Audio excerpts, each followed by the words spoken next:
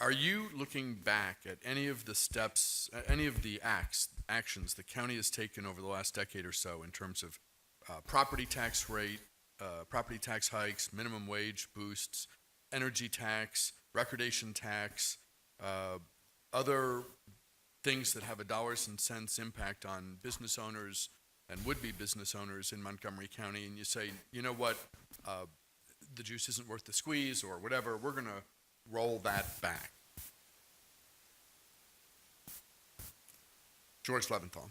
Well, I think the energy tax is a real problem. I think we're trying to attract high-tech, energy-intensive industries, and I think we need to address that. And in my first budget as county executive, I will propose a significant reduction in the energy tax. I think we also took too long to establish MCEDC. One of the things I regret from my year as council president in 2015 was that County Executive Leggett insisted on having an economic development corporation with a board that he personally appointed. We already had a company in place. It was called the Montgomery Business Development Corporation. It was headed by Holly Sullivan, who now is heading the Amazon search, and we should have just kept that in place. And I take that as a major error on my own part. We should have said no to the county executive. We're going to keep this company in place. We lost 2 years while MCEDC got up and running. As a courtesy to the county executive, I think the council did the wrong thing. But now we have MCEDC, and I am imploring the people in this room to take advantage of it. It belongs to you. It is our economic development authority. It is in charge of developing our strategy. Its board is wide open, and it was created to give business a voice. We respond to the people we see and hear. And I am telling you that the interest groups that make endorsements in this Democratic primary, the interest groups that generally generate attendance at our public hearings, the interest groups that show up at County Executive Leggett's budget presentations are not the people in this room. The political dynamic that drives a Democratic primary is 180 degrees different in orientation and philosophy from the conversation we're having in this room. So if you want to have an impact, you have to participate. You can't sit back and complain. You have to get involved. Mr. Blair.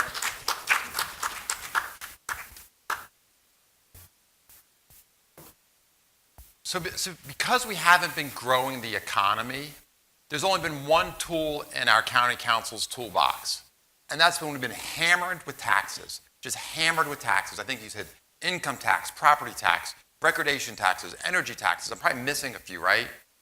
So, and that's been stifling our growth. So we've got to roll back some of them. I mean, certainly the recordation tax and the energy tax, but in addition, so I'm not going to be able to grow the economy with a jobs plan day one. That's going to take a little bit of time.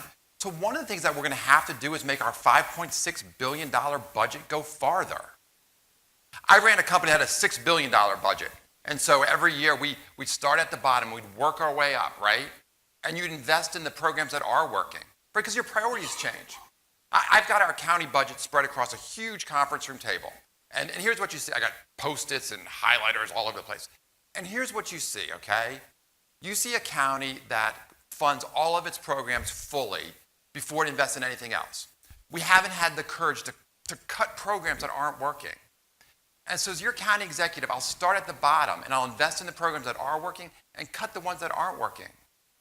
I mean, I'll give you, so the other thing you see is we don't embrace technology. I don't know why. Maybe it's because we're historically a rich county that we haven't had to embrace technologies, but other jurisdictions have done a better job. I'll give you one quick example, telemedicine. So we have 12 amazing wellness centers in our schools, 12. Okay, in round numbers, we have 130 elementary schools. With telemedicine, we can do all the schools at a fraction of the cost that we do 12. Mayor Krasnow. So our county has long been known as a leader. In the 70s, we created the agri-reserve way ahead of our time, so to speak. We were the first jurisdiction in the country to create inclusionary zoning to provide moderately priced dwelling units.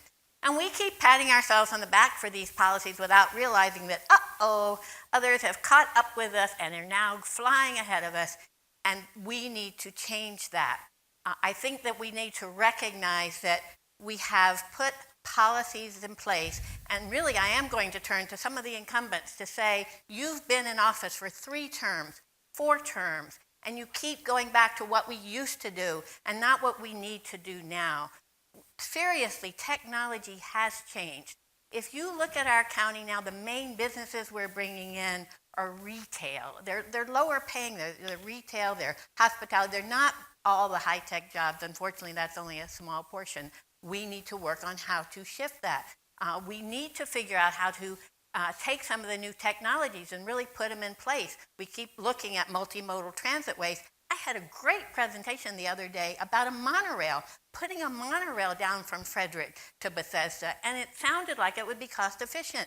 We need to move into the future and look for innovative policies that will capture all the great talent we have, build a workforce, and draw new companies. Thank you. Councilman Berliner.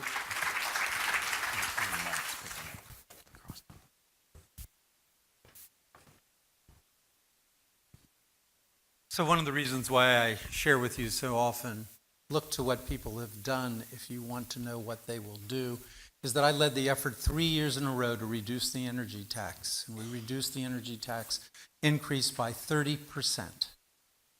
I led that effort. On the county council, I'm the only one who actually agrees with Bill Frick that we need to get out of the Department of Liquor Control business. Oh my goodness. Really, we are the only place in America that does this. And if you talk about the 25-year-olds, the 26-year-olds, the 27-year-olds, you are talking about a nighttime economy. You are talking about restaurants thriving. You must have restaurants. Do not come to Montgomery County in part because of DLC. We need to change that dynamic.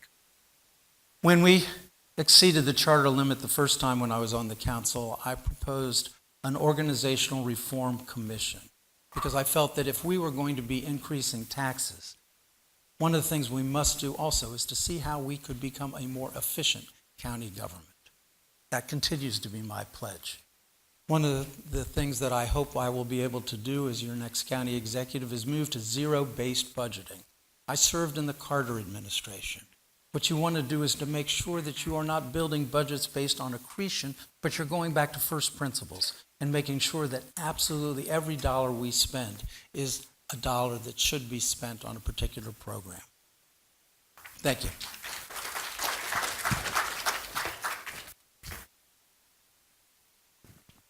Mr. Elrich, Councilman Elrich.